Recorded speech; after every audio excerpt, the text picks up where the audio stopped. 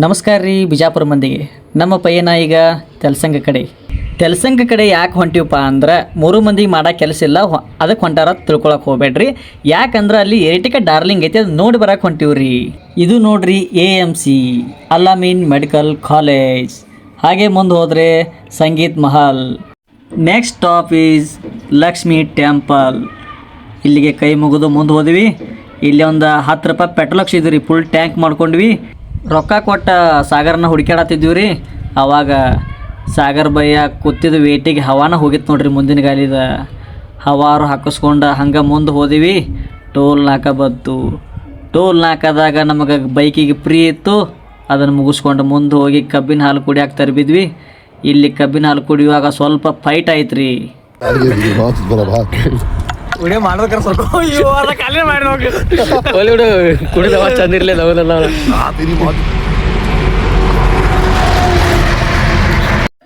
Full ಜೋಶ್ ಒಳಗೆ ಕಬ್ಬಿನ bill ಕೊಟ್ಟು ಹಂಗೆ ಮುಂದೆ ಹೋದ್ವಿ.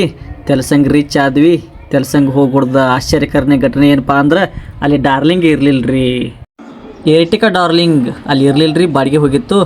ಹಂಗೆ ಮುಂದೆ ಬಂದು ತೆಲಸಂಗದಾಗ 90 ಚಾ ಕುಡ್ದು ಬಿಲ್ ಕೊಟ್ಟು ವಾಪಸ್ ಬಿಜಾಪುರ ಕಡೆ ಪಯಣ ಬೆಳೆಸಿದ್ವಿ.